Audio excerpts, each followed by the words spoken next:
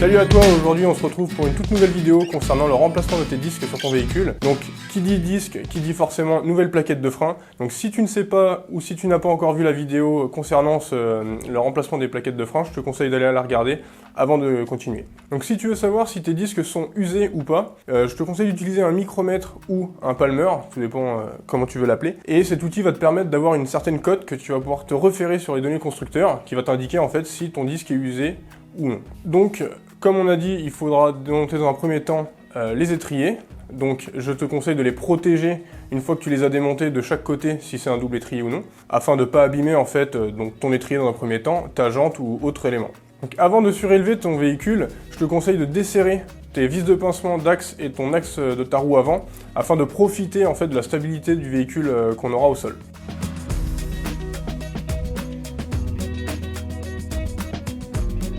Une fois ton véhicule surélevé, donc tu finis de desserrer tes vis de pincement ainsi que ton axe. Donc fais bien attention au moment de démonter ton axe, de le sortir, tu vas avoir probablement tes entretoises qui vont tomber, donc fais gaffe de ne pas les perdre ou de les abîmer. N'hésite pas à soulager ta roue avant au moment de l'extraction de ton axe, ça va te permettre de l'extraire plus facilement. Une fois que tu as déposé ta roue avant, fais bien attention de remettre dans l'ordre en fait tes entretoises afin de ne pas t'y perdre au moment du remontage, donc ce qui te permettra de remonter plus rapidement. Au moment de retirer tes vis de disque, tu as deux solutions. Soit tu utilises ton tournevis à choc, donc qui va te permettre de choquer la vis et de la dévisser plus facilement et donc de ne pas abîmer la tête de vis. Si toi aussi tu n'as pas de tournevis à choc, je te conseille d'utiliser ton embout avec une rallonge, avec l'aide d'un marteau bien évidemment, et de venir taper sèchement sur ton embout afin de décoller la vis. Parce que sur ces vis-là, en fait, pour la sécurité, on va retrouver de la loctite ou du frein filet. Au moment de ton démontage de ton disque, fais bien attention de repérer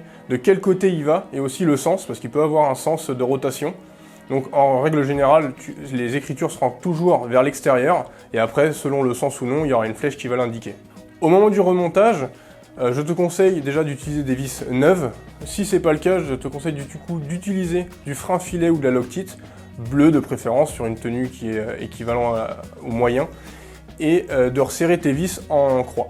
Donc une fois de plus, je te conseille d'utiliser soit une clé dynamométrique ou un adaptateur dynamométrique afin de serrer ces vis qui sont quand même de la sécurité au bon couple et pas de donc déformer ou de fragiliser la vis. Au même moment, tu peux contrôler du coup tes roulements de roues s'ils ne sont pas usés ou endommagés. Donc au niveau du remontage, tu peux t'aider en fait avec de la graisse verte ou de la graisse quelconque en fait, sur ton entretoise pour te permettre de maintenir cette entretoise. En fait, ça te servira de troisième main et donc il te facilitera la remise en place de ta roue ainsi que de ton axe. Seconde chose, si toi aussi tu as un entraîneur de roue avant comme sur notre moto, tu fais bien attention à remettre les ergots correctement afin de ne pas casser en fait ton entraîneur de roue et qui t'obligera à refaire l'opération et à rechanger cette pièce-là.